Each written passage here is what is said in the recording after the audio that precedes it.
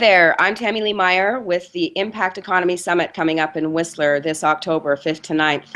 I'm here today with Leander Bindewald, who's done a ton of work in complementary currencies and is a voice of the next economy and is looking to help to impact the economy through this gathering coming up. Welcome, Leander.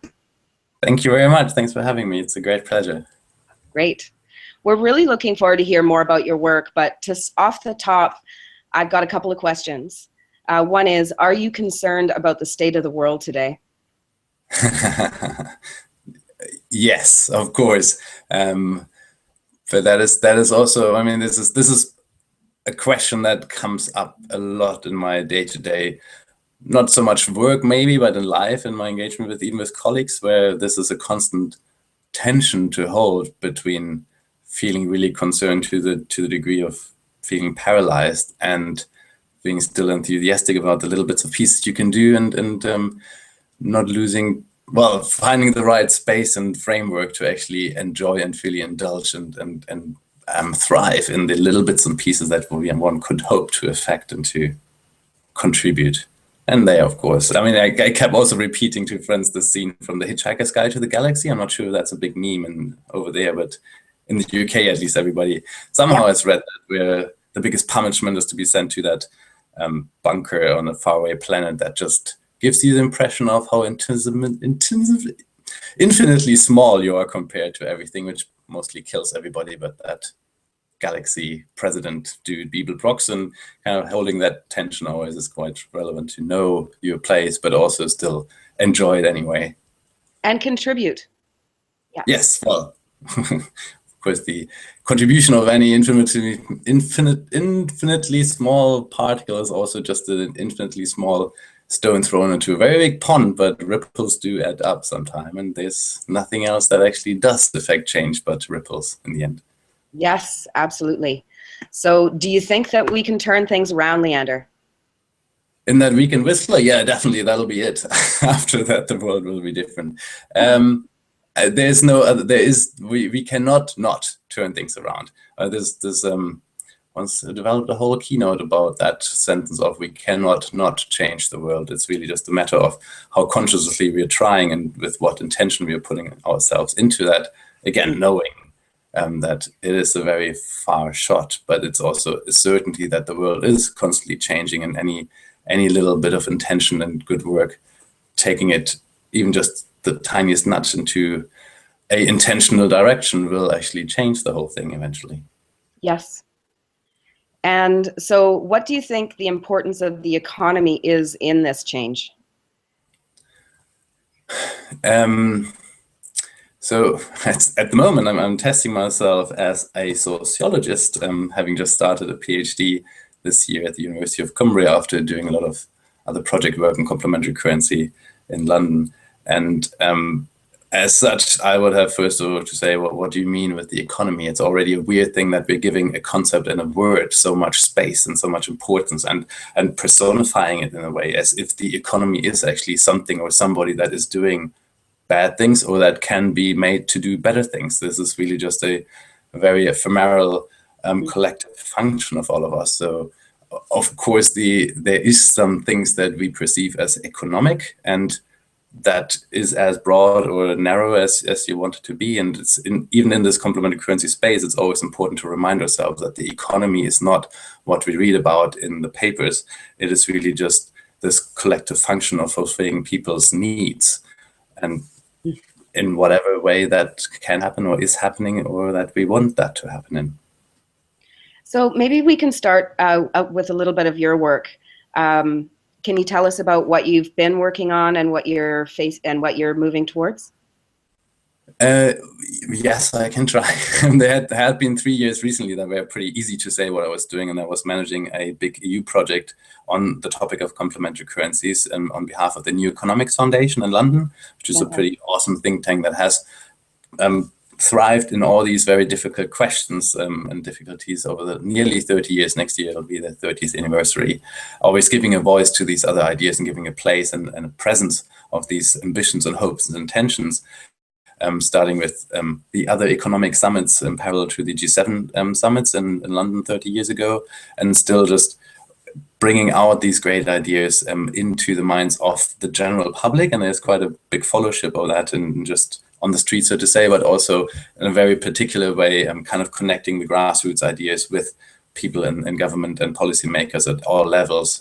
Being situated just across from Westminster in London is quite a weird place, and that took me to London also for 3 years, where I really hated to be in that big city. And it just felt like a Mordor all the time, and that's why, well, we were always joking, well, if there's a Mordor, then somebody has to go there and throw in the ring.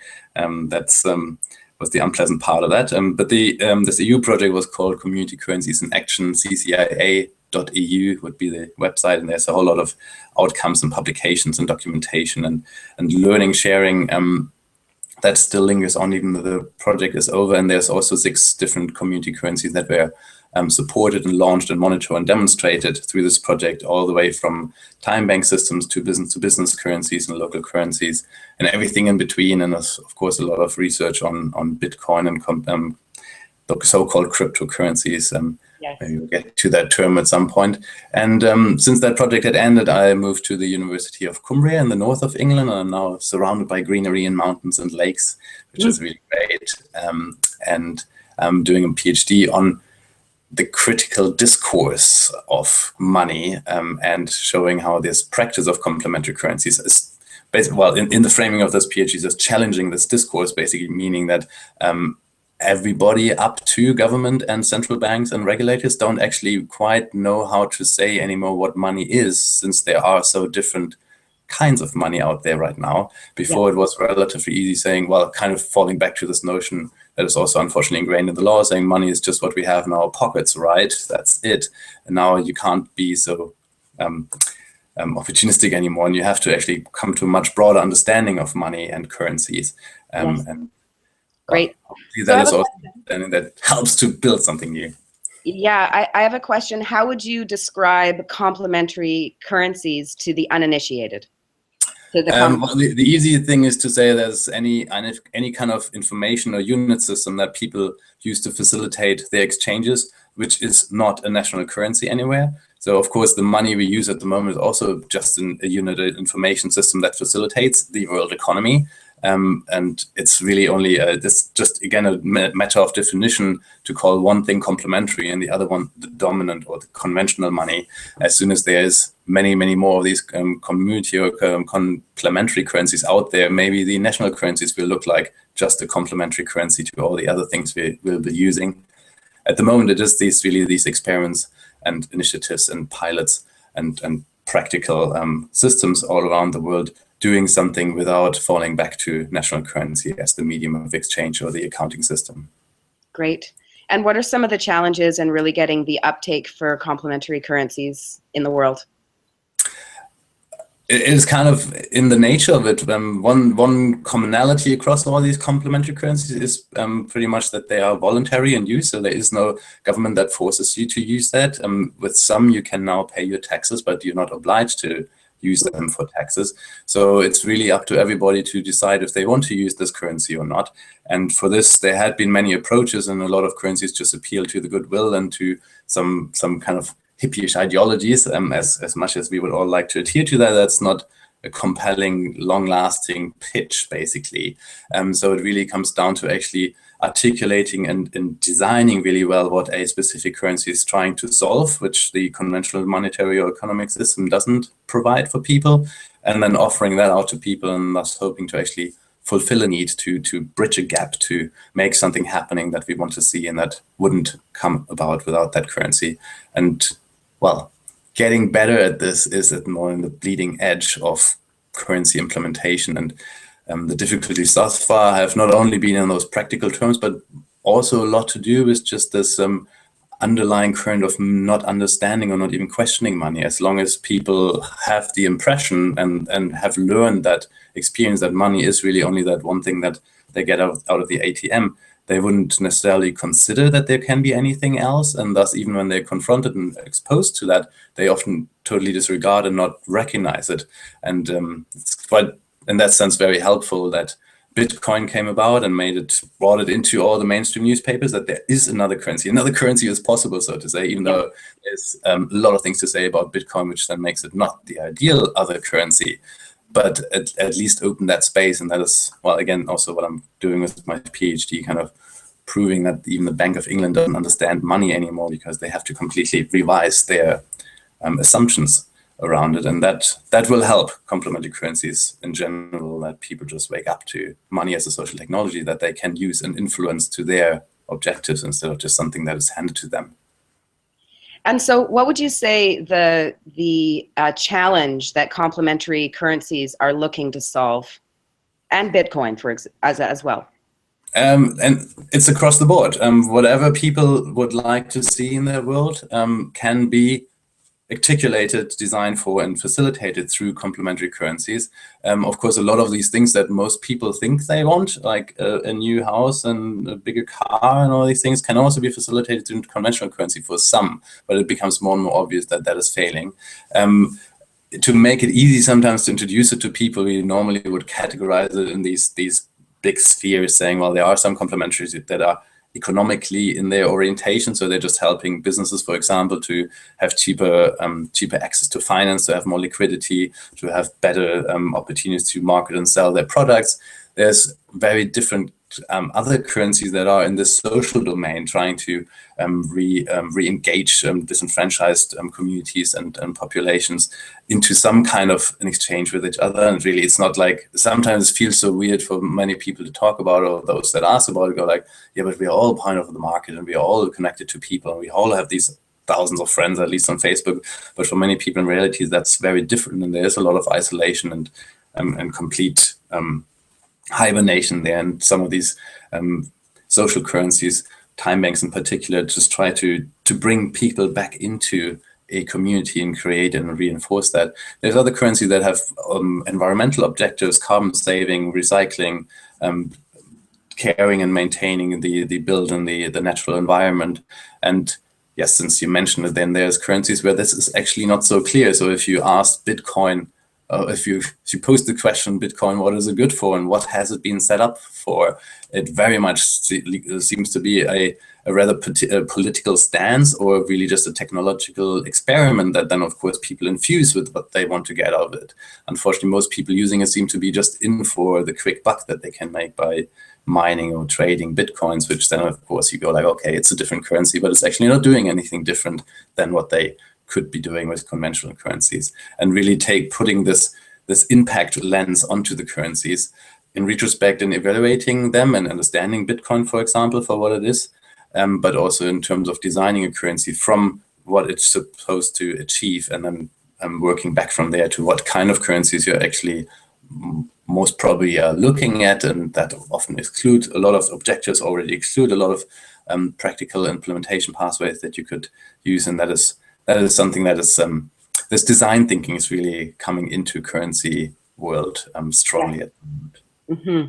So at the Impact Economy Summit, I mean, one of the goals is to really look at how do we create currencies and create value. Like, what's the interaction between what is of value in communities and how people can support that using new systems and new ways of doing things. So of course, we're bringing all of these experts in from all around the world to look at that. And so I guess here's my question. What's your hopes for bringing all of these minds together to think into ways to be able to map true value for people? As I talked so much about tensions earlier, and these are French, of course, there's, again, two souls living in me there going like, well, on the one hand, my intention is to really just enjoy being with all these amazing people. And that's this very strong calling to just, since everybody's in there for it, and that must add up to something, at least just our communal learning, and from bringing all these ideas and minds and hearts together, that will have, again, this radiating ripple effect. And if it's really just for intention and learning, and even these broadcasts are just another blip out there in the ocean of information that speaks to a different idea of value, of money, of collaboration, of economy, and that definitely helps. More practically, I guess it is again about, and interesting you brought that value topic into that as well, which is again a word that is often misunderstood and has so many colorations already. If you say, so what's the value of your economic currency system, people again think of economic value first of all. It might seem that a different system, a different platform, a different technology is miraculously multiplying value somehow, and you can extract value of having this new software out there, or this new website up, and that in our intentions, I guess, is quite different, and value is not something that you create through a currency. A currency articulates different values, and for that we will, if we knew what values we're actually trying to bring to the fore, that will mean that we need a different currencies to speak to that and to show that to people, to make that actable, transactable, actionable, not actionable, yeah. Well, just to make it tangible and to make it able to talk about and to show it and to have to come to accounts with these currencies, and so in that way, it's not that value is currencies are creating value, but currencies are articulating different values, and nicely different currencies, and with this breadth of different possible currencies, at least if you take this broad definition of what a currency is, you can articulate value from old school economic values down to human values, and the value of sharing, the value of beauty, the value of interactions, diversity. All this can be embodied in an information system in code of the information system, so to say.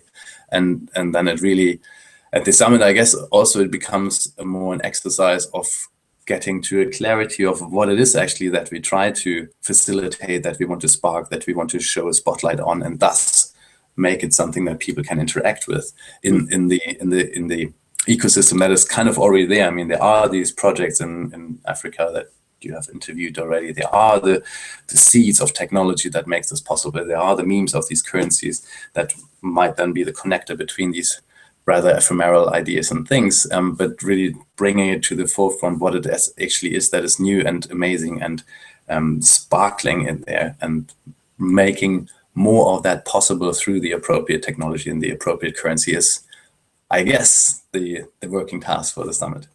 Yes. Fernanda Ibarra, when we did our talk, she talked about holopticism and the importance of each of us knowing about each other. So one thing I'd love to do is find out about what you know of the people that are coming to the summit, and beyond that, who you're excited to be able to learn more from. I know, well, it seems I know so many, but maybe it's really just a handful, because the number of amazing people coming has also multiplied over the month. But I, of course, from my background, know all these currency wizards that are coming. So Fernanda and Art and Matthew Slater.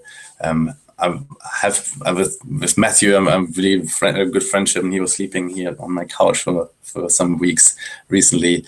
Fernando, I only ever met online, but had a lot of really great exchanges and interactions with Art. I met once in New York, and I'm really happy to see him again. And they are for me really these on this edge of showing how currency thinking, for example, for lack of better words, is actually at this interface between what is practical and implementable and actionable on the ground, and how that actually reaches and informed by and nourishes itself from a much deeper, more philosophical or idealistic framing and context in that. And Art I would always describe as a philosopher first, but also a tech geek and guru and amazing. Very linear and logic thinker in all these senses. Michelle Bounds, I met only ever very briefly at conferences, and it would just be amazing to actually be in a room with him for a whole week. That's just absolutely fantastic. And of course, again, I'm seeing Carolyn face to face for some time, and kind of swimming in her energy, and as that facilitator that brings us all together there will be just amazing. And not to forget, there is also a very big mountain in this room, and that is kind of the mountains around that room, and I'm just absolutely thrilled that this is in Whistler, where I have never been to Whistler per se, but British Columbia was always the place I had longed to go back to after being there for 10 years ago. Mm. I have a beautiful week ahead of the summit, leaving on Saturday, ready to drive to the wild coast of Vancouver Island and see some friends there. And that is also really just the best place for something so radical to happen. Doing that same thing in London kind of puts it up for failure from the beginning. Right. Yeah, I love that we're actually having a bit of a retreat style summit. And Whistler is gorgeous. And so who are you excited to learn more about? All the people I don't know, basically. It's kind of the best voucher for that they all came through this intention that Carolyn put out. And I'm certain that whoever she invited and brought in is just as amazing as the few people that I already know that are coming. So that will be the best. Well, that'll be the biggest gift for myself to actually have met all these other people and seeing how they are dealing with these big questions and what their ripple is. And so what are some of the big questions that you'd like to have answered at the summit? What the heck is this new economy? Yeah.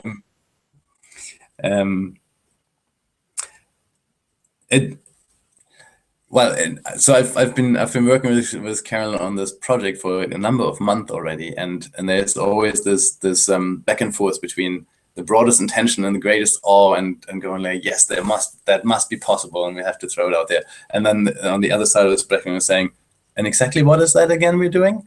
And I had these conversations with her endlessly, and it is, I hope, open as such, as far open as this, to really not come with any preconceived notions of solutions, but really inquiring more about what are the elements that are already there and how can we most meaningfully connect them to then see a system emerging that is probably wouldn't go down so well with design students who have to know exactly, okay, this is what we're aiming for and this is how we do it and this is the building blocks and there we are. Now code it, please. It's more of an emergent thing. I expect that all these intentions and possibilities and ideas are brought together to then actually, they will kind of distill into something more by themselves. And I mean, a dangerous thing also for these events is to come with the expectation that after a week you walk out of the room and everything is settled and you know exactly what you're doing and what everybody's piece in that is. It is changing the world is a very long process. It's a lot of work. A lot of people have been on it for so many decades. And I mean, this in my life, always the greatest awe and inspiration to see people who have done the same thing that I'm doing now for 5-6 years. They've been doing that for 30 years. And they always had this impression that now is the time, now it's going to change. Next year, it all will be different. And they kept doing this for decades, even though that never really happened. But of course, as I said earlier, it happens all the time. It's like unavoidable that the world is changing around us and we are shaping this visit. So this gathering will also just be a push into that change. But I do not expect to walk out with the platform, the killer app in hand. Well, I think one of the most important things is for us to just connect our work and see how each of our pieces can fit together in a way that kind of opens that and allows that potential to be walked into and discovered. And so that's I think part of it is all of our minds coming together to be able to dream into and take action on our collective knowledge and vision and hopes for the future. And since these are all then not so linear and plannable things, and it's not like you're just putting up an assembly line and out comes the idea, it all comes down to also a lot to the circumstances, to the space, to the framework, to the attitudes, to holding the space, as some facilitators would call it. And in that sense, again, that's me not only coming probably with my intention of not only coming with the technical currency expert vest on, but actually rather coming there as somebody who will really enjoy to be in that beautiful space with these amazing people and just sharing the possibility and the love and the inspiration. And if there's some hiking and some hugs involved, even better. And that will just be conducive to actually, blah blah blah, birthing this new emergent, whatever it will be.